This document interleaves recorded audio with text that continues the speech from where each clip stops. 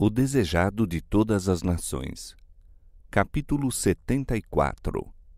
Getsêmane. Em companhia dos discípulos, fez o Salvador vagarosamente o caminho para o jardim de Getsêmane. A lua pascual, clara e cheia, brilhava num céu sem nuvens. Silenciara a cidade de tendas de peregrinos. Jesus estivera conversando animadamente com os discípulos, instruindo-os. Mas, ao aproximar-se do Getsêmane, tornou-se estranhamente mudo.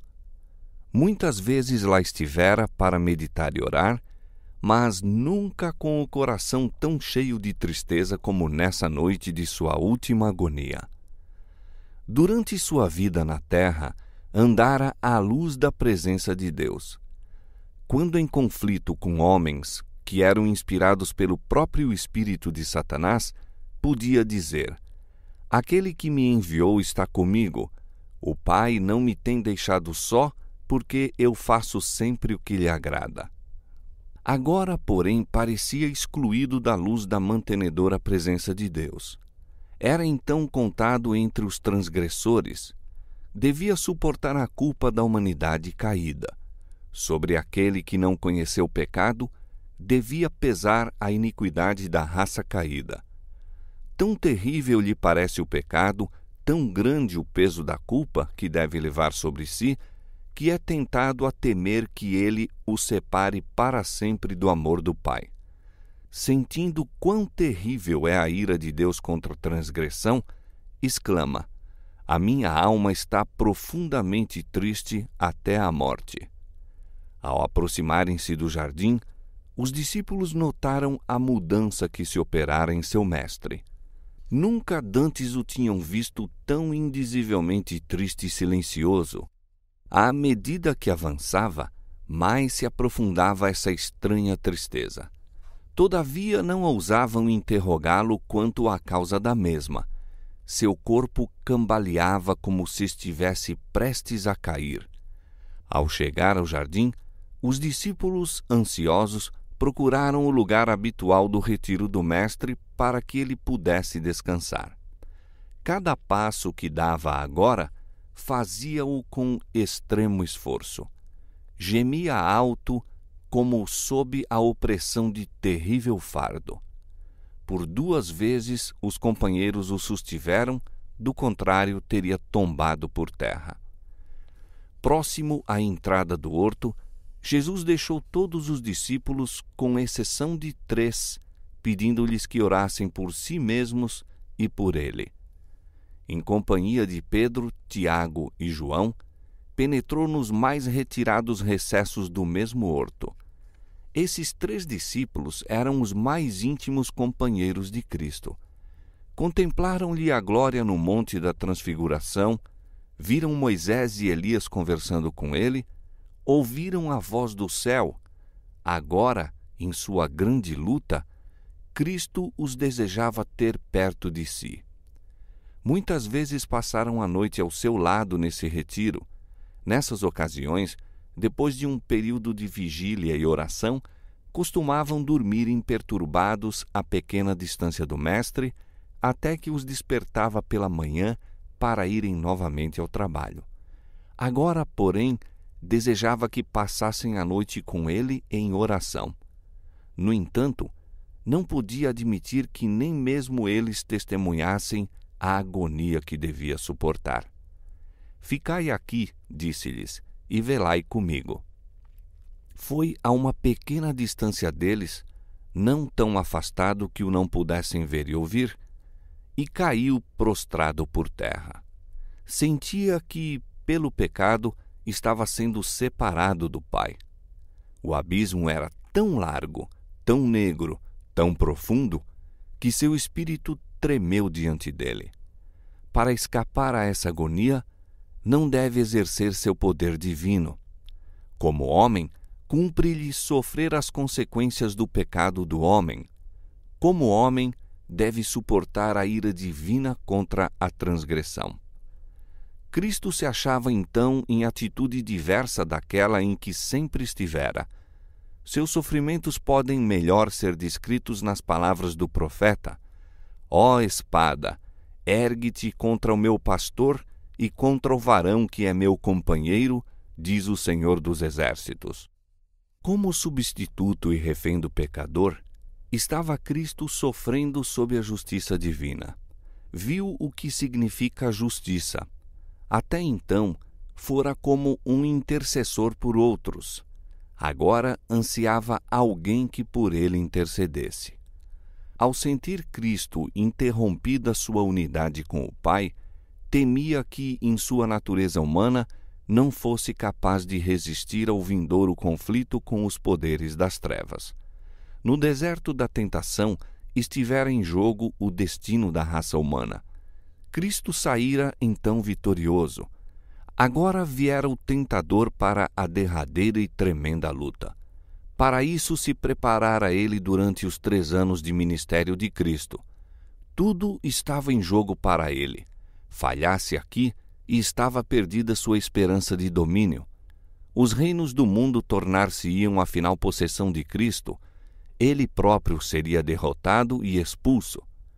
Mas se Cristo pudesse ser vencido, a terra se tornaria para sempre o reino de Satanás e a raça humana estaria perpetuamente em seu poder. Com os resultados do conflito perante si, a alma de Cristo se encheu de terror da separação de Deus. Satanás dizia-lhe que, se tornasse o penhor de um mundo pecaminoso, seria eterna separação. Ele se identificaria com o reino de Satanás e nunca mais seria um com Deus. E que se lucraria com esse sacrifício? Quão desesperadas pareciam a culpa e a ingratidão humanas! Satanás apertava o Redentor, apresentando a situação justamente em seus piores aspectos. A nação que pretende achar-se acima de todas as outras quanto às vantagens temporais e espirituais, rejeitou-te. Procuram destruir-te a ti, fundamento, centro e selo das promessas que lhes foram feitas como povo particular. Um de teus próprios discípulos, que tem ouvido tuas instruções e sido um dos de mais destaque nas atividades da igreja, trair-te-á. Um de teus mais zelosos seguidores te há de negar. Todos te abandonarão. Cristo repeliu esse pensamento com todo o seu ser. Que aqueles a quem empreendera salvar, aqueles a quem tanto amava, se unissem aos tramas de Satanás, isto lhe traspassava a alma. Terrível era o conflito. Media-se pela culpa da nação, de seus acusadores e traidor, pela culpa de um mundo imerso na impiedade. Os pecados dos homens pesavam duramente sobre Cristo e esmagava-lhe a alma o sentimento da ira divina. Contemplai-o considerando o preço a ser pago pela alma humana. Em sua agonia, apega-se ao solo frio como a impedir de ser levado para longe de Deus. O enregelante orvalho da noite cai-lhe sobre o corpo curvado, mas não atenta para isso. De seus pálidos lábios irrompe o amargo brado. Meu Pai, se é possível, passe de mim esse cálice. Mas mesmo então acrescenta: todavia não como eu quero, mas como tu queres. O coração humano anseia simpatia no sofrimento. Esse anseio experimentou o Cristo até ao mais profundo de seu ser. Na suprema angústia de sua alma, foi ter com os discípulos com aflitivo desejo de ouvir algumas palavras reconfortantes daqueles a quem tantas vezes concedera bênçãos e conforto e escudara na dor e na aflição. Aquele que para eles tivera sempre expressões de simpatia, sofria agora sobre-humana dor e almejava saber que estavam orando por ele e por si mesmos. Quão negra se lhe afigurava a malignidade do pecado! Terrível foi a tentação de deixar que a raça humana sofresse as consequências de sua própria culpa e ficasse ele inocente diante de Deus. Se tão somente soubesse que os discípulos compreendiam e avaliavam isso, seria fortalecido. Erguendo-se num doloroso esforço, dirigiu-se cambaleante ao lugar onde deixara os companheiros, mas achou-os adormecidos. Houvesse-os encontrado em oração e ter-se-ia sentido aliviado. Estivessem buscando refúgio em Deus para que as forças satânicas não prevalecessem sobre eles, e Jesus se teria sentido confortado por sua firme fé. Mas não deram ouvidos à repetida advertência: vigiai e orai. A princípio ficaram perturbados ao ver o Mestre, de ordinário tão calmo e de tanta compostura, lutando com uma dor que estava além da compreensão. Tinham orado enquanto ouviram os grandes clamores do sofredor. Não pretendiam abandonar seu Senhor, mas pareciam paralisados por um torpor que teriam sacudido de si caso houvessem continuado a rogar a Deus. Não compreendiam a necessidade de vigilância e fervorosa súplica a fim de resistir à tentação. Mesmo antes de se dirigir para o horto, Jesus dissera aos discípulos: todos vós esta noite vos escandalizareis em mim. Haviam-lhe assegurado firmemente que o acompanhariam à prisão e à morte, e o pobre, presunçoso Pedro acrescentara: ainda que todos te escandalizem em ti, eu nunca me escandalizarei. Mas os discípulos confiavam em si mesmos. Não olharam para o poderoso ajudador, como Cristo os aconselhara a fazer.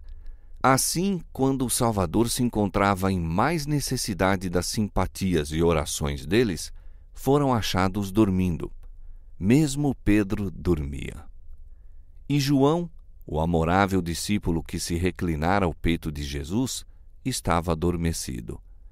Certamente o amor de João por seu mestre o deveria ter mantido desperto. Suas fervorosas orações se deveriam ter misturado às do amado Salvador no momento de sua suprema aflição. O Redentor passara noites inteiras orando pelos discípulos para que sua fé não desfalecesse. Fizesse Jesus agora a Tiago e a João a pergunta que uma vez lhes dirigira: podeis vós beber o cálice que eu hei de beber e ser batizados com o batismo com que eu sou batizado? E eles não teriam ousado responder: podemos. Os discípulos acordaram à voz de Jesus, porém mal o conheceram, tão mudado estava seu semblante pela angústia.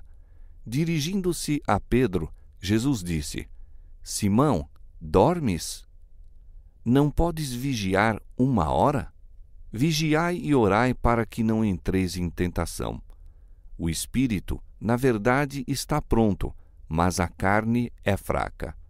A fraqueza dos discípulos despertou a simpatia de Jesus. Temia que não fossem capazes de resistir à prova que lhes sobreviria em sua entrega e morte. Não os reprovou, mas disse: vigiai e orai para que não entreis em tentação. Mesmo em sua agonia, buscava desculpar-lhes a fraqueza. O espírito, na verdade, está pronto, disse, mas a carne é fraca. Novamente foi o Filho de Deus tomado de sobre-humana aflição e, desfalecido e exausto, arrastou-se outra vez para o lugar de sua luta anterior. Seu sofrimento era ainda maior que antes.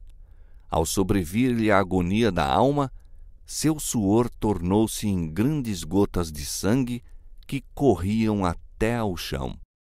Os ciprestes e as palmeiras foram as silenciosas testemunhas de sua angústia. Dos folhudos ramos caía denso orvalho sobre seu corpo prostrado, como se a natureza chorasse sobre seu autor, sozinho em luta contra os poderes das trevas.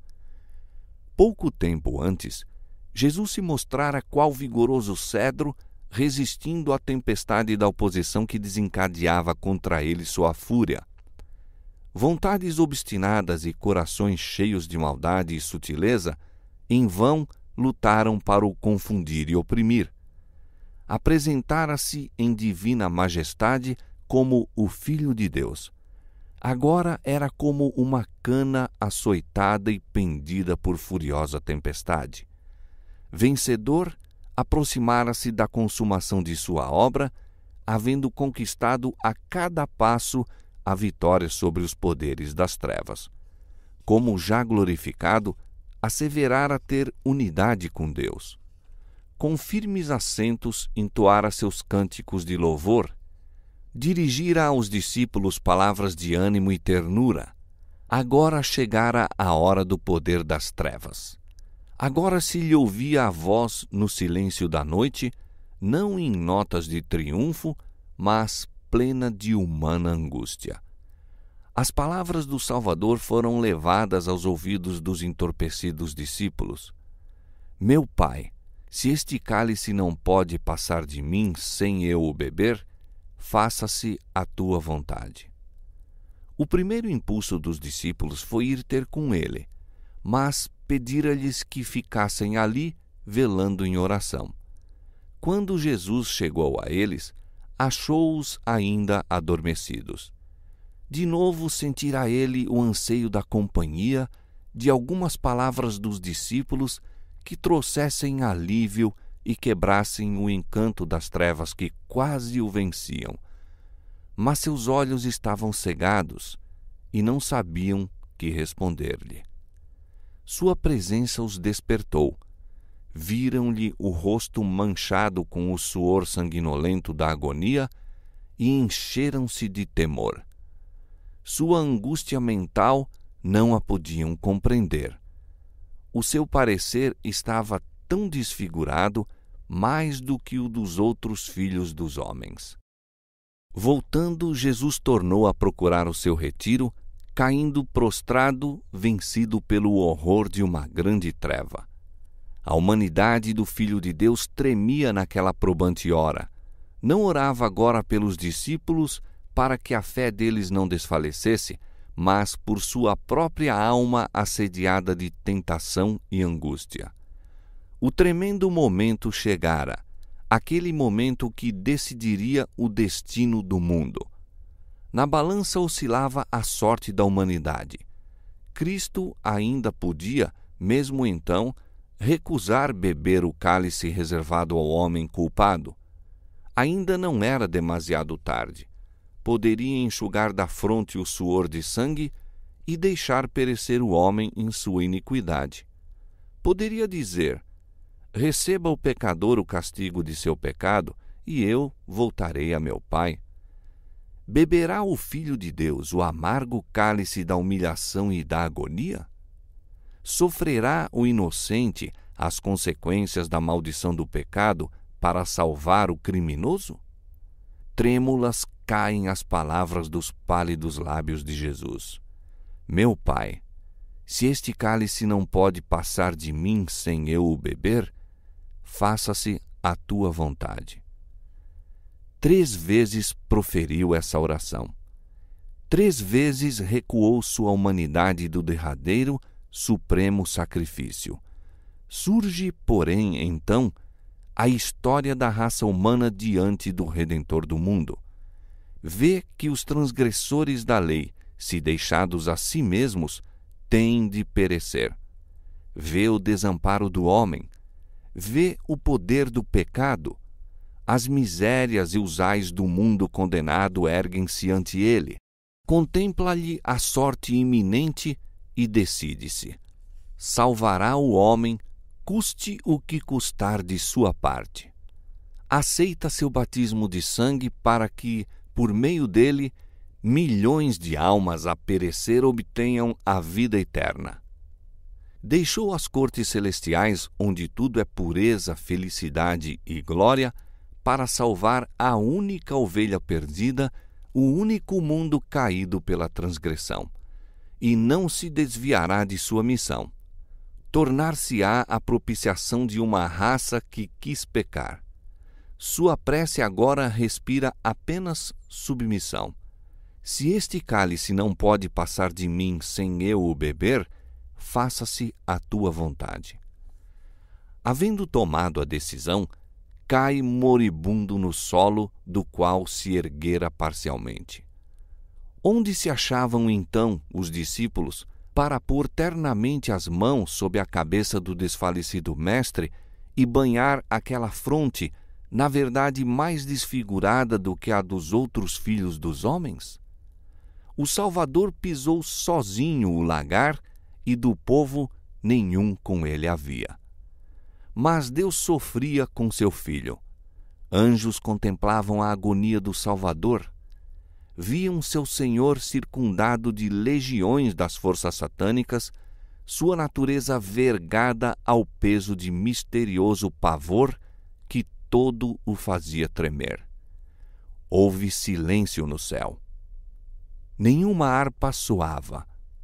Pudessem os mortais ter testemunhado o assombro das hostes angélicas quando, em silenciosa dor, observavam o Pai retirando de seu bem-amado Filho os raios de luz, amor e glória, e melhor compreenderiam quão ofensivo é aos seus olhos o pecado.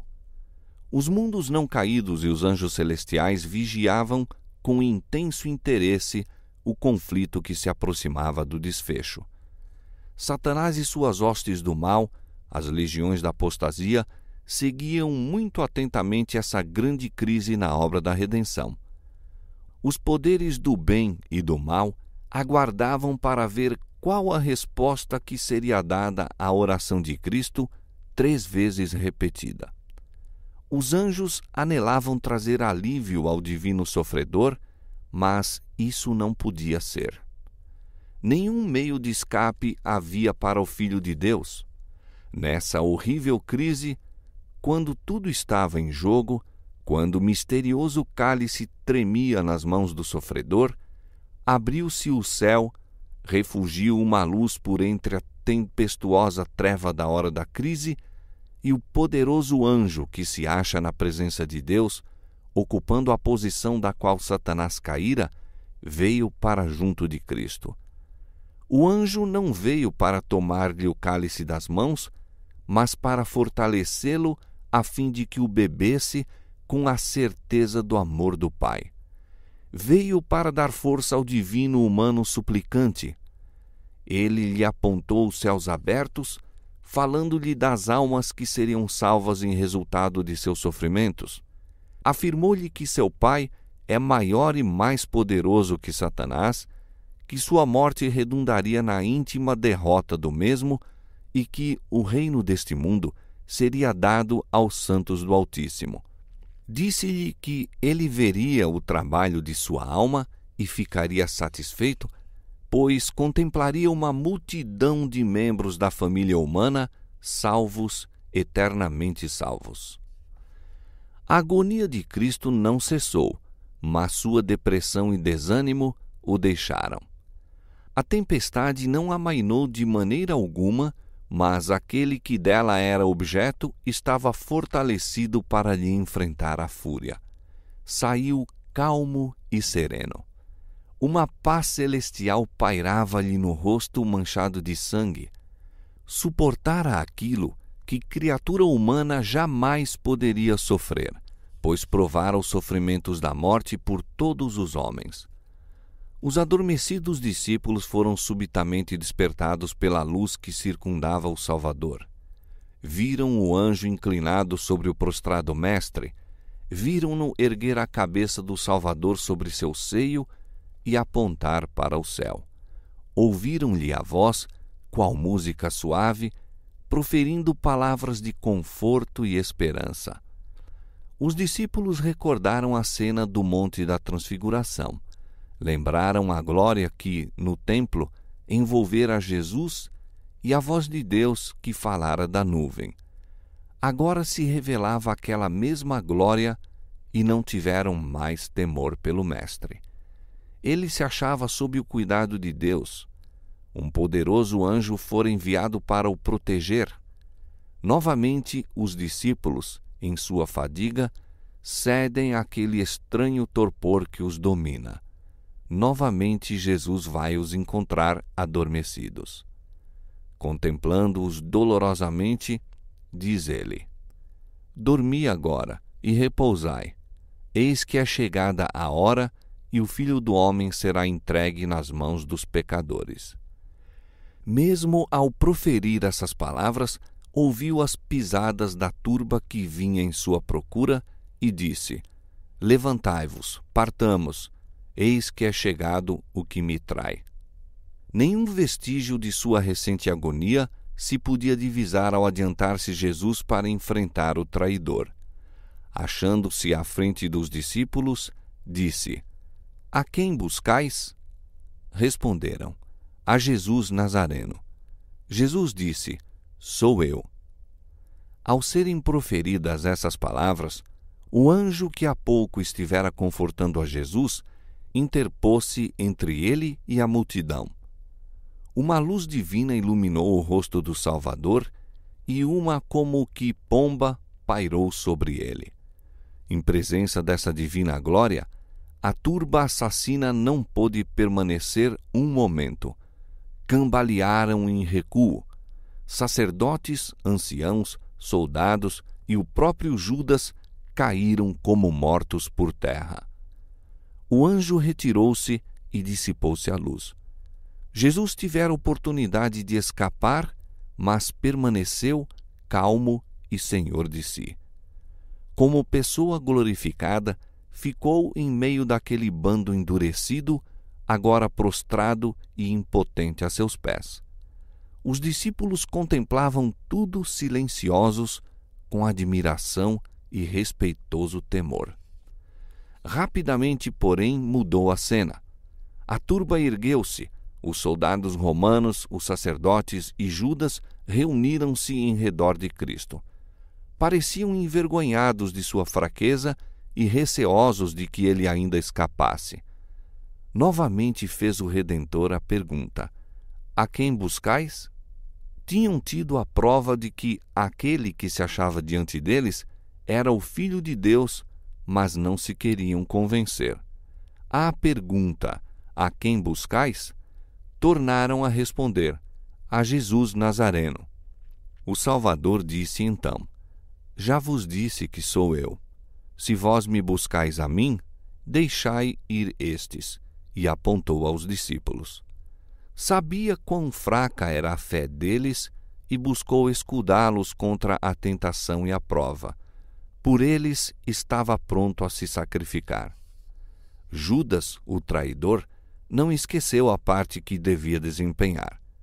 Quando a turba penetrou no horto, fora ele que a conduzira, seguido de perto pelo sumo sacerdote. Aos perseguidores de Jesus deram um sinal, dizendo: O que eu beijar é esse, prendei-o. Pretende então não ter parte nenhuma com eles. Achegando-se a Jesus, toma-lhe a mão como um amigo familiar. Com as palavras: Eu te saúdo, Rabi. Ele o beija repetidamente e parece chorar, como sentindo com ele o perigo que corria. Jesus lhe disse: Amigo, aqui vieste? A voz tremia-lhe de dor ao acrescentar: Judas, com um beijo traís o Filho do Homem? Esse apelo deveria ter despertado a consciência do traidor e tocado seu obstinado coração. Mas a honra, a fidelidade e a brandura humana o haviam abandonado. Permaneceu ousado e em desafio, não mostrando nenhuma disposição de abrandar-se. Entregara-se a Satanás e não tinha poder para lhe resistir. Jesus não recusou o beijo do traidor. A massa tornou-se ousada ao ver Judas tocar a pessoa daquele que, tão pouco antes, fora glorificado diante de seus olhos. Apoderaram-se, pois, de Jesus e começaram a atar aquelas preciosas mãos que sempre se haviam empregado em fazer bem. Os discípulos haviam julgado que o mestre não sofreria ser aprisionado, pois o mesmo poder que fizera com que os da turba caíssem como mortos, mantê-los-ia impotentes até que Jesus e seus companheiros escapassem. Ficaram decepcionados e indignados ao verem as cordas trazidas para ligar as mãos daquele a quem amavam.